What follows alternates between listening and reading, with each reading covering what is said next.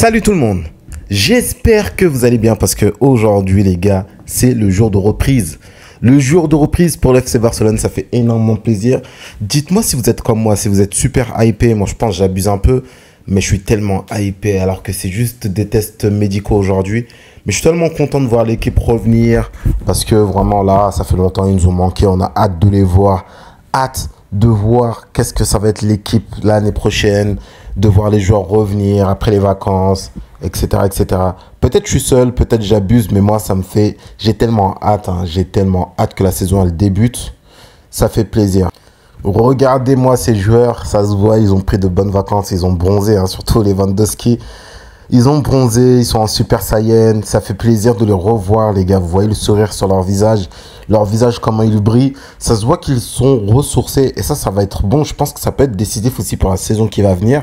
Parce qu'on a des joueurs, comme les joueurs du Paris Saint-Germain ou du Real Madrid, qui ont une saison vraiment à rallonge, qui vont avoir que très peu de pauses, que très peu de vacances. C'est pas le cas des joueurs du Barça. Il y en a qui viennent de partir en vacances. Eux, ils viennent de commencer la nouvelle saison. Bon, on verra ce que ça va donner sur la saison à venir. Mais c'est vrai que c'est quelque chose à ne pas sous-estimer. Cette grosse coupure, même s'ils nous ont manqué, je pense que ça va leur faire du bien. Surtout, on sait comment ça joue avec Hansi Flick. C'est énergivore. Donc, ce repos, il était bienvenu. Ça, c'est clair. La saison qui va venir, on va avoir beaucoup de coupes Super Saiyan. On a vu des Gavi, Lamine Yamal, Lewandowski, même Chesney aussi, il avait essayé la coupe. Sa femme, elle lui a dit non. Franchement, je trouve que c'est un peu drôle. Je sais pas ce qui se passe dans le club. Là, peut-être ils sont tous mis un petit délire comme ça. Mais les gars, si vous voulez vous mettre... Non, mais la coupe, elle est trop drôle, franchement. Regardez sa tête. Les gars, si vous voulez vous mettre en Super Saiyan, il faut au moins attendre le mois de février. Si vous vous mettez en Super Saiyan dès le début de la partie, c'est pas bon. Vous allez vous cramer. Et quand on va arriver au mois de janvier, février, vous allez plus avoir de gaz. Donc, attendez quand même le mois de février avant de vous transformer en Super Saiyan et de mettre l'accélérateur. Sinon, ça va faire comme la saison dernière. Vous allez commencer super fort. Et la fin de saison va être un peu plus compliquée sur les pressings notamment. Ce matin, on a eu 10 joueurs de l'équipe jeune qui ont fait des tests médicaux avec l'équipe première. C'est très bien. Yann Virgili, que lui, il faudra suivre. Il faudra énormément suivre. C'est un profil qui a l'air super intéressant. Tony Fernandez, Dani Rodriguez, Gil Fernandez, Landry Farré, Geoffrey Torrens, qui va jouer. J'espère qu'il va montrer qu'il va être bon. Comme ça, on n'aura pas à recruter un latéral gauche parce qu'on a beaucoup entendu parler de Geoffrey Torrens. Honnêtement, je ne l'ai jamais vu jouer, donc je peux pas trop... je peux pas en parler plus. Je ne l'ai pas beaucoup vu jouer.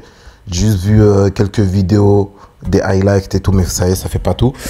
Donc, j'ai hâte de voir ce que Geoffrey Torrens... J'ai hâte, en tout cas, j'espère qu'il va pouvoir confirmer. Parce qu'on sait, le mercato, c'est compliqué. Le 1 pour 1, pas avant août. On a compris. Peut-être on va prendre Rashford et j'espère vraiment qu'on va le prendre. Mais au-delà de ça, je pense qu'il ne faudra pas attendre d'autres arrivées et faire encore une saison avec Baldé qui peut être amené à se blesser, on sait très bien. Même si l'année dernière, il ne s'est pas tant blessé que ça. Quand il s'est blessé, je pense que c'était un coup après un contact, il me semble. Il s'était blessé à l'ischio, il me semble que c'était après un contact dans un vieux match, alors que Hansi Flick, il l'avait vraiment fait tourner pendant la saison. Vous avez vu le foot comment c'est pas de chance parfois. Juan Hernandez aussi, hâte de voir. Ibrahim Diarra, on espère qu'il va pouvoir montrer quelque chose. Pedro Fernandez, voilà tous les joueurs qui ont été présents ce matin. Maintenant, il faut voir ce que ça donne. Est-ce qu'ils vont être convoqués pour la tournée? En tout cas, pour la tournée en Asie. C'est là où ça va jouer. Mais en tout cas, voilà, la Masia, encore une fois, sera là pour sauver le Barça. On enchaîne avec cette image de Rafinha. Ça me fait tellement plaisir de le voir. On voit... J'ai l'impression que ça se voit qu'il est heureux, ça se voit qu'il est bien, qu'il s'est ressourcé. Je ne sais pas où il a été en vacances, mais il a bronzé, il a l'air d'être revenu frais. Et comme je le dis tout le temps, moi, j'oublie pas la saison qu'il vient de faire. Même si j'ai l'impression qu'il y en a beaucoup qui l'ont oublié. J'ai fait une vidéo aussi là-dessus, mais je sais pas. On a l'impression qu'il n'a pas fait une si grosse saison, qu'on s'en fout un peu. Je trouve que c'est un peu dommage de l'avoir oublié assez rapidement. Un maximum de cœur, s'il vous plaît, pour Rafinha en commentaire. Parce que la saison qui nous a pendu, franchement, s'il avait pris le ballon d'or, ça aurait été mérité. Mais on l'a oublié trop rapidement. Mais ça fait plaisir qu'il y en a qui parlent au vu des dernières performances des différents protagonistes. Vous trouvez ça justifié que Rafinha ne soit même plus dans les discussions pour le ballon d'or? Honnêtement, c'est vrai. Parce que c'est qui les prétendants? C'est Ousmane Dembélé, pour moi, c'est le favori numéro 1. Mais après... Quand tu regardes les bookmakers qui mettent Rafinha 7e favori, je trouve que c'est grave. Ils ne le mettent pas 7e au ballon d'or, mais 7e favori, je trouve que c'est Bah après, de toute façon, écoutez, c'est un peu comme ça. Moi, le seul truc qui me gêne, c'est pas le fait, tant le fait qu'ils ne le prennent pas ou autre, mais c'est plus pour le joueur. Tu te donnes à fond, tu as l'impression que on te met pas là où tu mérites d'être. Quand tu fais ce genre d'effort et tout, et on doit en parler plus. On doit parler plus de ce que tu fais. C'est juste logique. Donc, Rafinha, on n'oublie pas ta saison. Comme j'ai dit, un maximum de cœur, s'il vous plaît, dans les commentaires pour Rafinha. On enchaîne avec Lamine Yamal qui fête aujourd'hui ses 18 ans. Aujourd'hui, hein, il fête ses 18 ans. Franchement, quand tu le vois jouer, tu as l'impression qu'il en a 27, mais non, il avait 17 ans. Il a gagné l'Euro. Il avait 17 ans. C'est juste incroyable en fait. Avec la saison qu'il fait, avec la maturité qu'il a dans le jeu, voir que ce joueur il a que 18 ans et qu'on va pouvoir en profiter encore des années et des années. Dites-vous que aujourd'hui c'est le meilleur joueur du monde intrinsèquement. Il est tellement fort ce petit. Et qu'il va encore continuer à progresser comme son père a dit. Ah, il n'est pas à 100% encore. Lui, il a dit 10%, je pense qu'il abuse un peu. Mais il n'est pas à 100%. Son fils, là, Lamine Yamal, il n'est même pas à 100% encore. Il a encore beaucoup de choses sur lesquelles il va devoir travailler pour être le meilleur joueur sans contestation possible. Mais en tout cas, l'avoir au Barça comme ça fait plaisir. Bon, on nous a promis beaucoup de choses. Apparemment, il avait invité beaucoup d'acteurs ou je sais quoi. Je ne sais pas si ça a été fait. Mais des images que j'ai vues rapidement de loin, j'ai l'impression qu'il était plus avec sa famille. Bon, après, peut-être qu'après, il est parti faire d'autres soirées, ça, j'en sais rien. Mais parfois, faire attention aux rumeurs qu'on entend. On voit qu'il a été avec sa famille aujourd'hui. Il a été à l'entraînement, en tout cas aux tests médicaux avec le Barça. Donc ça fait plaisir quand même à voir. Ça fait plaisir à voir. Après, peut-être il prépare quelque chose dans quelques jours. Je n'en sais rien. Non, quoique là, il a repris avec le Barça, c'est impossible.